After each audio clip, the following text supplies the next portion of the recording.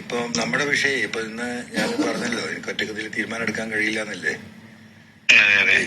ഇന്ന് വന്ന സജഷൻ എന്താ വെച്ചാല്, ഞാൻ ഈ കാര്യങ്ങൾ വിശദീകരിച്ചു, എന്നോട് പറഞ്ഞ കാര്യങ്ങളും ഇതാണ്. ഇതിന് അവർക്കും ഏകദേശമൊക്കെ അറിയാൻ തോന്നുന്നു, എനിക്കറിയില്ല. എല്ലാവർക്കും അറിയാലോ. അപ്പോ ഇതില് നമുക്ക് കിട്ടേണ്ട വളരെ ഉത്തരവാദിത്തപ്പെട്ട ഒരാളെ ഇപ്പൊ ഇന്ന് കിട്ടിയിട്ടില്ല. ഈ എന്താ പറയാ, മറ്റേ സിനിമാ കേസ് ഉണ്ടല്ലോ, അതുമായി ബന്ധപ്പെട്ട് അതിന്റെ പൊളിറ്റിക്കൽ ഡിസ്കഷനും പ്രശ്നങ്ങളുമാണ്. അപ്പൊ നാളെ ഒരു ഫൈനൽ ഡിസിഷൻ കൂടി ആലോചിച്ചെടുക്കുക എന്നാണ് ഇപ്പം പറഞ്ഞിട്ടുള്ളത്. ഞാൻ വീണ്ടും ഒരു സഹോദര സ്ഥാനത്ത് നിന്നിട്ട് ഞാൻ എംഎൽഎയോട് ചോദിക്കുകയാണ്. ഞാൻ എന്റെ ഒരു 5 മിനിറ്റ് ഒന്ന് കേൾക്കണം. എന്റെ മാനസികാവസ്ഥ എങ്ങനെ ആയതുകൊണ്ടാണ് ഈ മാഷിന് ഫുൾ എന്റെ ഇൻ ആൻഡ് ഔട്ട് അറിയുന്നതുകൊണ്ട് എനിക്ക് ഇങ്ങനെ ഒരു ഇൻട്രൊഡക്ഷൻസിന്റെ ആവശ്യമില്ല. ഞാൻ കഴിഞ്ഞ ഓഗസ്റ്റ് 1 തൊട്ടിട്ട് ഞാൻ മറ്റൊരു മാനസികാവസ്ഥയിലൂടെ പോയിക്കൊണ്ടിരിക്കുക, ഈ കസ്റ്റോഡിയുടെ കാരണം. അപ്പം ഞാൻ ആകെ ഒരു തകർന്ന് തരിപ്പണമായി നിന്ന് ഇപ്പൊ എനിക്ക് ആ ജില്ലയിലോട്ട് ഇപ്പൊ വണ്ടി കൊണ്ട് പാസ് ചെയ്യാൻ പോലും പേടിയാ. എന്റെ മെന്റൽ അവസ്ഥ ഞാൻ പറയുന്നത് കേട്ടോ. ഒരു കല്യാണത്തിന് വിളിച്ചാൽ പോലും എനിക്ക് ഞാൻ ഇല്ല എന്ന് പറയുന്നത് എനിക്കൊന്നും തോന്നരുത്. കാരണം എനിക്ക് ഒരു മനസ്സിനുള്ളിൽ ഒരു ഭയം, എന്റെ 1.5 വയസ്സുള്ള കൊച്ചിനെ പോലും മര്യാദയ്ക്ക് നോക്കാൻ പറ്റാത്ത ഒരു അവസ്ഥ. അപ്പം ആ ജില്ലയിലേക്ക് ഒന്ന് മനസ്സുകൊണ്ട് പോലും, ആരെയും ഭയന്നിട്ടൊന്നുമല്ല, മനസ്സുകൊണ്ട് ഞാൻ തയ്യാറല്ല. അത്രയ്ക്കും എനിക്കൊരു ഡിസ്റ്റർബൻസ് തന്നിട്ടുണ്ട്. അപ്പം അങ്ങനെ ടോട്ടലി നെഗറ്റീവായിട്ടിരിക്കുമ്പോൾ ഞാൻ അത്രയും മാറി നിന്ന് ഒരു 8 മാസം കഴിയുമ്പോഴും ഇപ്പൊ ഒരു 9-10 മാസമായി ഞാൻ അവിടുന്ന് പോകുന്നുണ്ട്. വീണ്ടും ഇതിന്റെ ശരിയോ തെറ്റോ നന്മയോ തിന്മയോ അല്ല, വീണ്ടും വലിച്ചടിക്കുമ്പോൾ എനിക്ക് ഭയങ്കരമായി, ഇങ്ങനെ ഞാൻ ഉറങ്ങിയിട്ടില്ല ലിറ്ററലി പറഞ്ഞാൽ. അതിനകത്ത് മറ്റു വികാരങ്ങളല്ല, എനിക്ക് എത്രത്തോളം എംഎൽഎ മനസ്സിലാക്കുന്ന എനിക്ക് അറിയത്തില്ല. എനിക്ക് ഭയങ്കര ഡിസ്റ്റർബിങ്.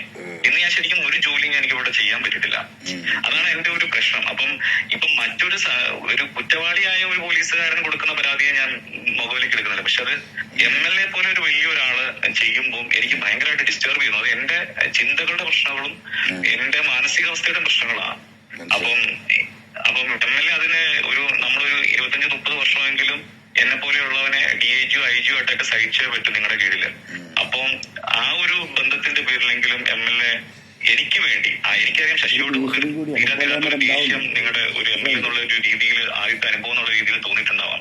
അത് എങ്ങനെയെങ്കിലും പൊക്കോട്ടെ, പക്ഷെ എന്നെ ഒന്ന് ഒഴിവാക്കണം. കാരണം ഞാനൊന്ന് മാനസികമായിട്ടൊന്ന് സമാധാനത്തോടെ ഒന്ന് ജീവിച്ചോട്ടെ എന്നുള്ള ഒരൊറ്റ സാധനമാണ് അത് എന്ന് ഞാൻ എംഎൽഎയോട് ഒരു കടപ്പാടുണ്ട്. അതെ, ഇതിപ്പോ ഇന്നലെ എന്നോട് പറഞ്ഞില്ല, ഞാൻ പറഞ്ഞു ഇങ്ങനെ ഒരു മനുഷ്യൻ കാല് പിടിച്ച് പറയുമ്പോ, മാത്രമല്ല ഇത്രയും എന്താ പറയാ ജൂനിയർ, ഇനിയും 10-20 വർഷം സർവീസിലൊരു വ്യക്തിയാണ്. ഇപ്പൊ നമ്മളായിട്ട് അദ്ദേഹത്തെ കുളത്തിലിറക്കരുതല്ലോ എന്ന് പറഞ്ഞപ്പോ ഞാൻ ഇന്നലെ പറഞ്ഞ അഭിപ്രായമാണ് അവരും പറയുന്നത്. ഇതിങ്ങനെ ഈ പുകഞ്ഞു നിൽക്കുന്നതുകൊണ്ട് അതൊരു അന്വേഷണം നടത്തി അങ്ങോട്ട് അവസാനിപ്പിച്ചാൽ അദ്ദേഹത്തിന്റെ പ്രശ്നം തീരുമല്ലോ. അല്ലെ, അത് അന്വേഷിക്കാനായിട്ട് ഓൾറെഡി ഒരു പരാതി അവിടെ എക്സിസ്റ്റ് ചെയ്യുന്നുണ്ടല്ലോ. ആ ശ്രീജിത്ത് എന്ന് പറയുന്നത് അയാളൊരു ലോ പ്രൊഫൈൽ പേഴ്സൺ ആണ്. അയാളുടെ പരാതിയിൽ അത് അന്വേഷിച്ചാൽ അതിന്റെ എന്താന്ന് വെച്ച് കഴിഞ്ഞാൽ അതിന്റെ നടപടി നടന്നോട്ടെ. പക്ഷെ എംഎൽഎ പോലെ ഒരു സ്റ്റേറ്റ് മുഴുവൻ അറിയപ്പെടുന്ന ഒരു എംഎൽഎ ആ പരാതി വരുമ്പോ അതിനെ അപ്രിഷിയേറ്റ് ചെയ്യുന്ന മാനദണ്ഡം മാറിപ്പോവാ. അത് ഒരു ലോ പ്രൊഫൈലിൽ നിന്നും ഒരു ഹൈ പ്രൊഫൈലിലേക്ക് പോവുക. മറ്റേ പരാതിയിൽ അന്വേഷണം എന്ത് വേണമെങ്കിലും നടന്നോട്ടെ, അത് അന്വേഷിക്കുന്ന ആൾക്കാർ അന്വേഷിച്ച് എന്ത് വേണമെങ്കിലും ചെയ്തോട്ടെ.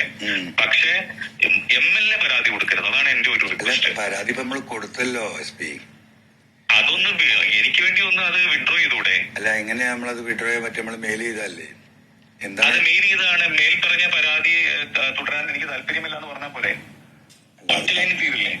അല്ല, നമ്മളത് പരാതിയിൽ ഇനി ചാടി വീഴാൻ നിൽക്കണ്ട, അതോട് കൃത്യമായി പറയാണ്. MLA ആ പരാതി പിൻവലിച്ചാൽ കൊടുത്ത പരാതിയിൽ എനിക്ക് ഇനി പരാതി ഇല്ല എന്ന് പറഞ്ഞ് ഒരു മെയിൽ കൊടുത്താൽ മതി എന്നാണ് പറയുന്നത്. അപ്പോൾ ഞാൻ പറയുന്നുണ്ട്, അങ്ങനെ കൊടുക്കാൻ പറ്റും, എനിക്ക് പൊതുപ്രവർത്തനം നടത്തണ്ടേ, എനിക്ക് അങ്ങനെ ചെയ്യാൻ കഴിയില്ല. അപ്പോൾ ഞാൻ ഇവരുടെ ഈ ക്രിമിനൽസ് എത്രത്തോളം ഉണ്ട് എന്ന് അറിയാൻ വേണ്ടി ഞാൻ അടുത്തൊരു ക്വസ്റ്റ്യൻ ഇട്ടു. അല്ല, അത് നിങ്ങൾക്ക് മായ്ക്കാൻ കഴിയില്ലേ? നിങ്ങൾക്ക് ഈ സംവിധാനമൊക്കെ ഉള്ളതല്ലേ, SP-ക്ക് ഇടപെട്ടിട്ട് അത് മായ്ക്കാമല്ലോ. അപ്പോൾ പിന്നെ അതങ്ങനെ അങ്ങോട്ട് പോയിക്കോളും. ഞാൻ പിൻവലിച്ചു പറഞ്ഞൊരു മെയിൽ അയച്ചു കഴിഞ്ഞാൽ അത് എന്നെ ബാധിക്കും. അതുകൊണ്ട് അപ്പോൾ പുള്ളി പറയുന്നുണ്ട്, അപ്പം പറഞ്ഞു, നിങ്ങൾക്ക് അവിടുത്തെ സൈബർ സെല്ലിലൊക്കെ പ്രവർത്തിക്കുന്ന പോലീസുകാരൊക്കെ നിങ്ങളാളുകൾ തന്നെയല്ലേ, അവരോട് പറഞ്ഞാൽ പോരെ. അല്ല, അത് ഒരിക്കലും നടക്കില്ല, ആ സിസ്റ്റത്തിലുണ്ട്, നടക്കില്ല അവരുന്ന്. അപ്പം MLA ഇത് മായ്ക്കാൻ പറഞ്ഞു എന്ന് പറയാൻ നിൽക്കണ്ട എന്ന് പറഞ്ഞുകൊണ്ടാണ് ഞാൻ അഡ്വാൻസ് ആയിട്ടത് പറയുന്നത്. ഞാൻ ഈ ഒരു ഉദ്ദേശത്തിലാണ് അങ്ങനെ ക്വസ്റ്റ്യൻ അദ്ദേഹത്തിന് പുട്ടപ്പ് ചെയ്യണത്.